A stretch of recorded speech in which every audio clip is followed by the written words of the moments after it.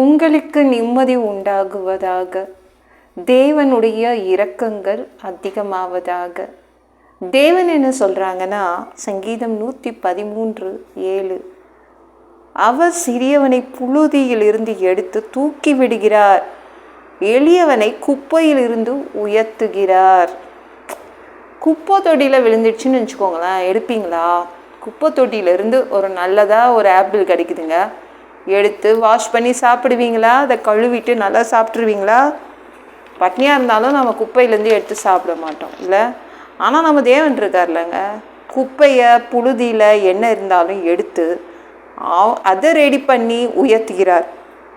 எந்த குப்பையாக இருந்தாலும் எந்த புழுதியாக இருந்தாலும் யார் விழுந்திருக்கான்னு தான் பார்க்குறாரு. அவர் குப்பையில் இருந்து எடுத்து உயர்த்துவார். நம்ம தேவன் அப்படிப்பட்ட தேவன்.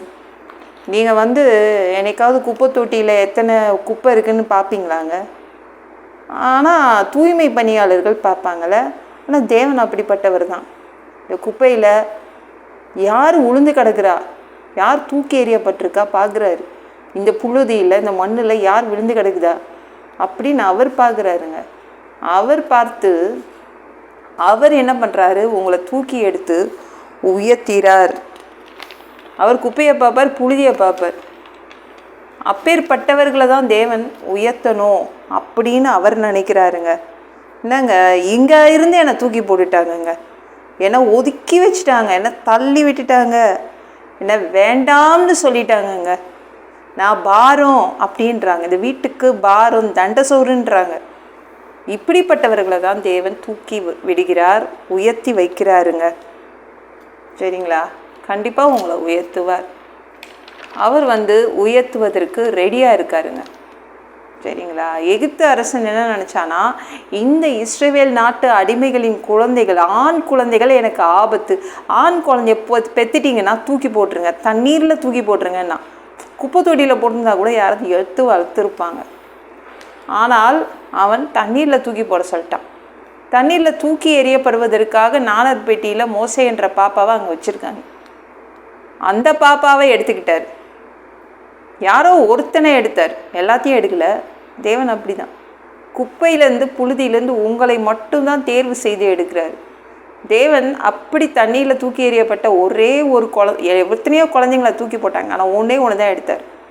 அவனை என்ன பண்ணார்னா 3 மாத குழந்தையிலே உயர்த்தி வச்சுட்டார். எந்த கை குழந்தையாவது என்னை தேவனே உயர்த்தும் என்று ஜெபம் பண்ணுமா? இல்லை, ஜெபம் பண்ணாது. ஆனால் குப்பையில் இருந்ததுனால தேவன் என்ன பண்ணார், 3 மாத கை குழந்தையை அரண்மனை குழந்தையாக, அரண்மனை வாரிசாக மாற்றினார். குப்பையில் இருந்தாலே போதும், அவன் நம்ம ஜெபம் பண்ண நோ ஆண்டவரே என்னை உயர்த்தும்னு கூட கேட்க வேண்டாம், அப்படியே தூக்கி உயர்த்திட்டார். அதுதான் நம்ம தேவன். கை குழந்தை ஒன்று உயர்த்தப்பட்டது. அது வயசே இல்லைல்ல. எந்த கை குழந்தையும் சின்னதுலேயே நம்ம முன்னேறணும்னு நினைக்க மாட்டோம். ஆனால் தேவன் முன்னேற்றினார். மோசேவை 3 மாதத்துலேயே அரண்மனை வாரிசாக மாற்றிட்டார். அப்படி தான் நம்ம தேவன். வயசெல்லாம் பார்க்குறது இல்லை, சின்னதுலேயும் உயர்த்துவார், பெரிய வயசுலேயும் உயர்த்துவார். எந்த வயசு அவருக்கு அது அவருக்கு தடை கிடையாது. குப்பையில் இருந்துட்டிங்கன்னா போதும், எல்லாம் தூக்கி போட்டுட்டாங்க, என்னை ஒதுக்கிட்டாங்க, நான் எதுக்குமே லாக்கி இல்லைன்றாங்க, எனக்கு வயசாயிடுச்சு, எனக்கு யாரும் இல்லை, உங்களை தான் உயர்த்துவாருங்க. அப்படிப்பட்ட உங்களை தான் உயர்த்துவார். எங்கேயாவது இடத்துல இருந்து உங்களை தூக்கி போட்டாங்களா, உங்களை வெறுக்கிறாங்களா, சந்தோஷப்பட்டுக்கோங்க. தேவன் அப்படிப்பட்டவர்களை தான் பார்த்து உயர்த்துகிறார், தூக்கி எடுக்கிறார். நம்மளுக்காக தேவன் இருக்காருங்க, பயப்படாதீங்க. இந்த வீடியோ பிடிச்சிருந்துச்சுன்னா மற்றவங்களுக்கும் ஷேர் பண்ண மறக்காதீங்க. கர்த்தர் தாமே உங்களை ஆசீர்வதிப்பாராக.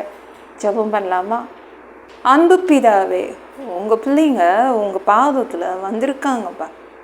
சாமி இரக்கம் செய்யுங்க, இறங்குங்க அப்பா. குப்பையில் இருந்து புழுதியில் இருக்கும் உங்கள் பிள்ளைங்களை நீங்கள் உயர்த்துறீங்க. இந்த பூமிக்கே பாரம் நினைக்கிற உங்கள் பிள்ளைங்களை நீங்கள் உயர்த்தி வைக்கிறீங்க, தூக்கி எடுக்கிறீங்க, தூக்கி நிறுத்துறீங்க. நன்றி அப்பா.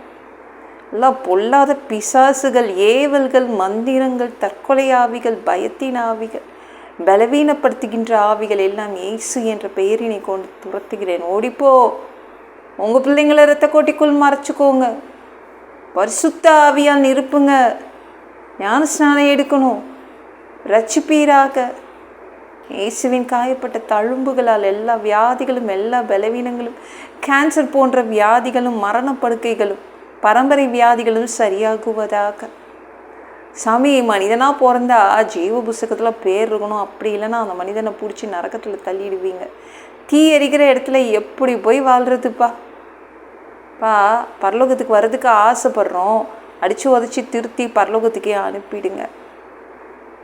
கழுவப்படாத பாவங்கள் இருந்தால் ரத்தத்தை கொண்டு, உங்கள் ரத்தத்தை கொண்டு நல்லா கழுவி பரலோகத்துக்கே அனுப்பிடுங்க. எந்த ஒரு இமைப்பொழுது நீங்கள் வருவீங்கன்னு இயேசுவை வணங்கி வணங்கி காத்துட்ருக்கோம். அந்த ஒரு இமைப்பொழுதில் உங்களுக்கு ஒப்பான உடம்பு எங்களுக்கு கொடுக்கப்படும். அதை பெற்றுக்கொண்டு மத்திய வானத்தில் உங்களை சந்திக்க வருவோம். அந்த தருணத்தையும் நாங்கள் இழந்துடக்கூடாதுப்பா. ஒரு மனிதனால் பசுத்தமாக வாழ்கிறது கூடாத விஷயம். அதற்கும் உங்கள் உதவி கேட்டு தான் வந்து நிற்கிறோம். 7 வருடம் அந்த கிறிஸ்து ஆட்சியில் விட்டுட்டு போயிடாதீங்கப்பா. பிசாசு நடத்தும் ஆட்சியில் விட்டுட்டு போயிடாதீங்கப்பா. திரும்பவும் இந்த பூமியை ஆட்சி செய்வதற்காக 3வது தடவை வருவீங்க. 1000 வருடம் இந்த பூமியை ஆட்சி செய்வீங்க. அந்த பொற்காலத்தை பார்க்க ஆசைப்படுறோம். எல்லாவற்றையும் ஒப்பு கொடுக்குறேன். இயேசு மூலிச்சவன் கேளும் பிதாவே, ஆமென். நாளைக்கு பார்க்கலாம்.